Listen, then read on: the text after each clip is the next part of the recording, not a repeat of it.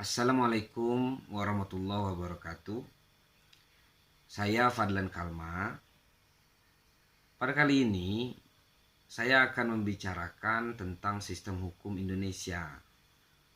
Tentunya jika kita berbicara tentang sistem hukum Indonesia, itu sangat luas sekali dan materi yang perlu dibahas itu banyak sekali.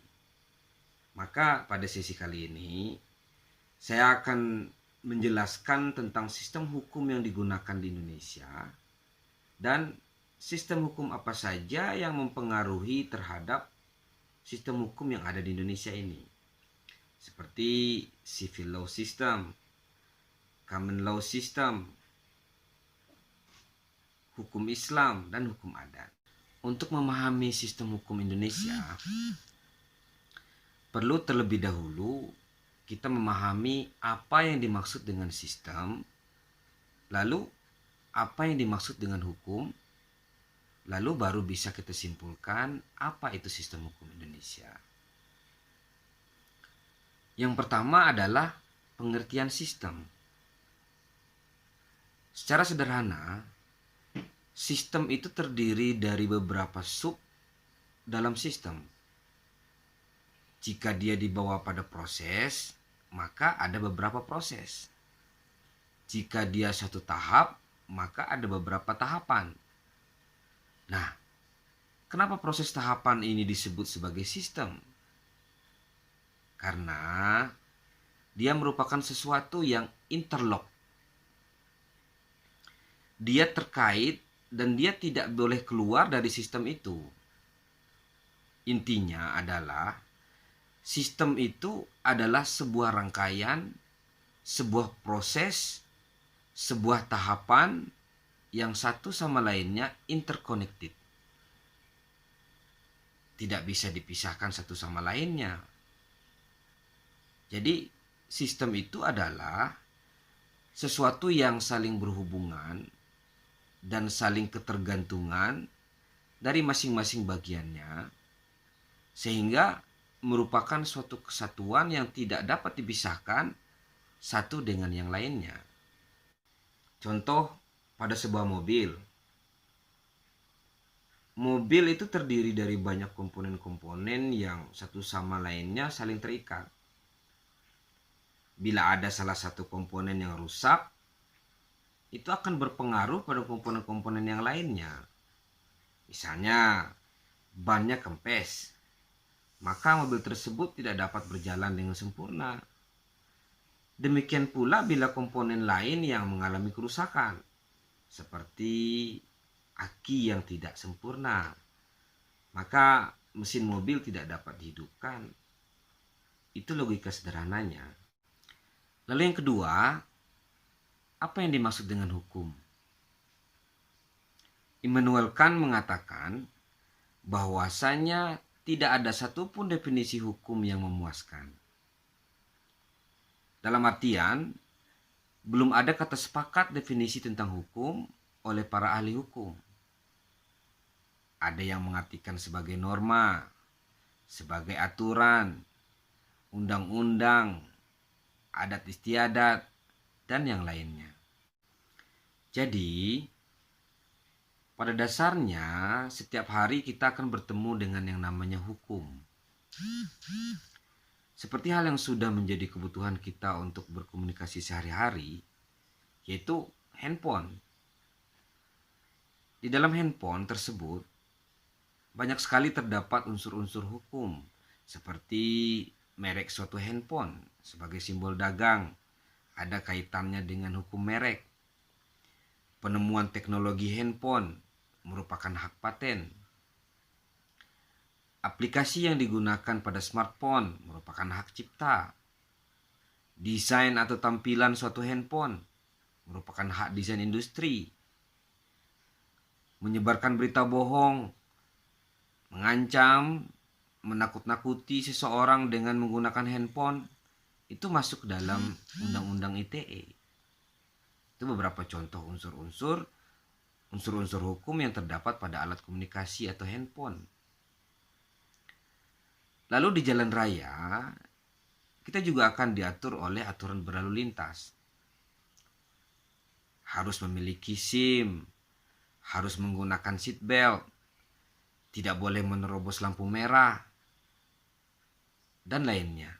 Berdasarkan pengertian sistem dan pengertian hukum tersebut, dapat kita pahami bahwasanya berbicara tentang sistem hukum itu ternyata sangat luas. Sistem hukum itu adalah semua aturan hukum yang telah disusun secara tersistem dan terpadu berdasarkan atas asas-asas tertentu. Jadi pada dasarnya setiap negara itu memiliki sistem hukum yang berbeda-beda sesuai dengan konteks wilayah negara tersebut. Begitu juga dengan Indonesia. Sebagai suatu negara dan bangsa yang berdaulat, juga memiliki sistem hukum yang khas dibandingkan dengan masyarakat dunia yang lainnya. Sistem hukum Indonesia tersebut tentu lahir dari sebuah perjalanan sejarah panjang. Tradisi dan kebudayaan itu yang merupakan bagian yang tidak dapat dipisahkan dengan eksistensi negara dan bangsa Indonesia itu sendiri.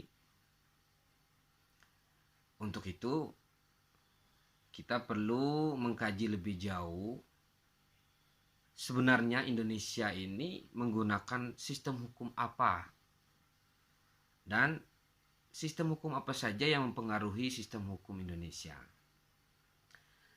Berikut ini saya akan membahas mengenai 4 sistem hukum yang mempengaruhi sistem hukum Indonesia. Yang pertama yaitu sistem hukum Eropa kontinental, atau juga sering disebut dengan civil law. Sistem hukum Eropa kontinental ini, atau sering juga disebut dengan civil law system, ini berkembang di negara-negara Eropa daratan. Nah, Eropa daratan ini maksudnya di sini yaitu bagian dari benua Eropa yang ada di daratan, yaitu negara-negara yang berdekatan seperti Belanda, Jerman, Prancis, yang mana wilayahnya itu terpisah dengan laut. Berbeda dengan Inggris. Kalau Inggris ini secara teritorial wilayahnya itu sudah menyeberang laut. Dan sistem hukum yang digunakan itu juga berbeda, yaitu mereka menggunakan sistem common law system. Civil law system ini berasal dari hukum Romawi. Jadi pada waktu itu Romawi sudah memiliki peradaban yang maju, yang sudah memiliki hukum tertulis yang kodifikatif, yang disebut dengan juris civilis, atau dalam bahasa Inggris itu disebut dengan civil code. Kalau di Indonesia disebut dengan kitab hukum perdata. Nah, ini merupakan ciri khas civil law yang diwarisi dari hukum Romawi. Sistem hukum civil law system ini berkembang di negara-negara Eropa seperti Prancis, Jerman, Italia, Swiss, Austria, lalu ada negara-negara Amerika Latin, Turki, beberapa negara Arab juga, Afrika Utara, Madagaskar. Lalu sistem hukum ini juga menyebar ke Asia karena dibawa oleh para penjajah seperti Belanda, yang akhirnya membuat Indonesia juga memakai sistem hukum ini. Civil law system itu mempunyai ciri khas seperti dalam pembentukan hukumnya itu secara tertulis dan kodifikatif. Lalu dalam judicial sistemnya atau sistem pengadilannya, itu ciri khasnya adalah hakim menyelesaikan perkara dengan menggunakan undang-undang. Sehingga undang-undang menjadi sumber hukum yang utama dalam sistem hukum ini. Lalu ciri yang lainnya adalah dalam kodifikasinya itu sudah terpisah antara hukum perdata dan hukum pidana. Itu sudah terpisah dari sebelumnya. Dan selanjutnya adalah pada sistem peradilannya itu tidak mengenal sistem juri. Nah, kalau sistem juri ini itu dikenal dalam sistem hukum common law. Indonesia adalah negara yang mengadopsi sistem hukum Eropa kontinental atau civil law system. Prinsip utama sistem hukum ini adalah mempositifkan hukum dalam bentuk tertulis atau dituangkan dalam bentuk undang-undang. Jadi, karena sifatnya yang tertulis tersebut, sistem hukum ini akan menjadi tidak fleksibel, kaku, dan statis. Dan ini merupakan salah satu kelemahan dari sistem hukum ini. Seperti dalam suatu tindakan hukum yang dilakukan oleh terdakwa. Sebelum seorang terdakwa itu dijatuhi hukuman oleh seorang hakim harus merujuk dulu apakah perbuatan terdakwa tersebut telah diatur dalam KUHP atau KUHPER ataupun undang-undang yang terkait. Jadi hakim diibaratkan sebagai the speaker of the law. Karena diskresi hakim di sini itu sangat terbatas. Bahkan dalam menerapkan suatu norma hukum ke dalam kasus konkret, hakim hanya menafsirkan sesuai dengan penafsiran parlemen. Dengan demikian, hakim itu sangat pasif dan tidak memiliki peranan yang besar dalam pengembangan hukum. Hakim hanya berperan sebagai negatif legislator. Hakim tidak diberikan kewenangan untuk membentuk hukum. Dalam artian, hakim tidak boleh menjadi positif legislator.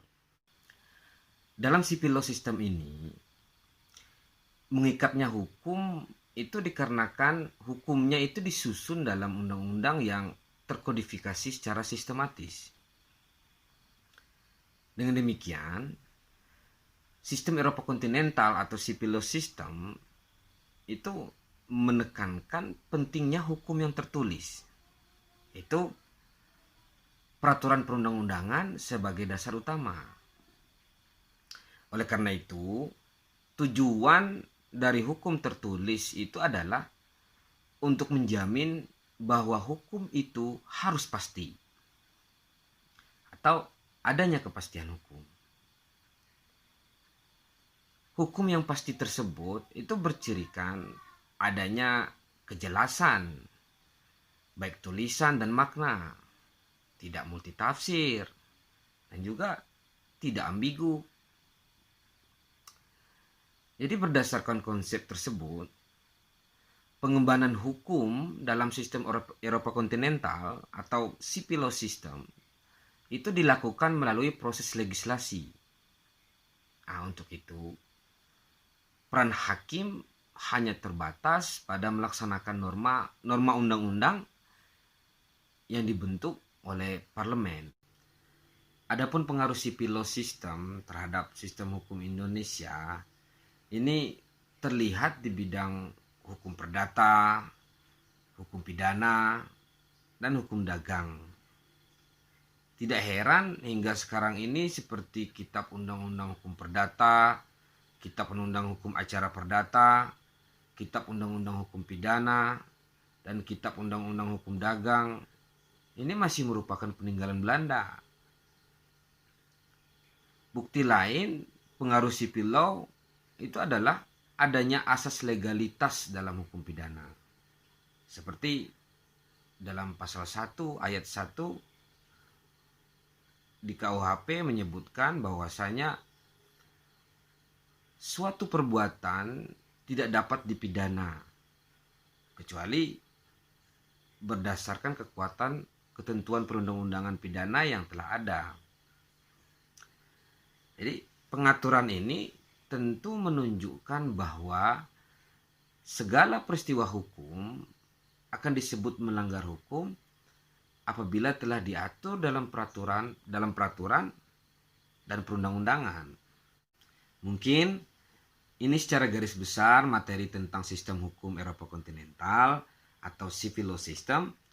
Tentunya ini masih banyak sekali kekurangannya dan ini bisa kita diskusikan lagi apa saja yang kurang dan bisa dimasukkan dalam komen channel ini. Nanti akan saya jawab. Mudah-mudahan ini bisa menambah khasanah ilmu pengetahuan. Dan jangan lupa subscribe dan share video ini.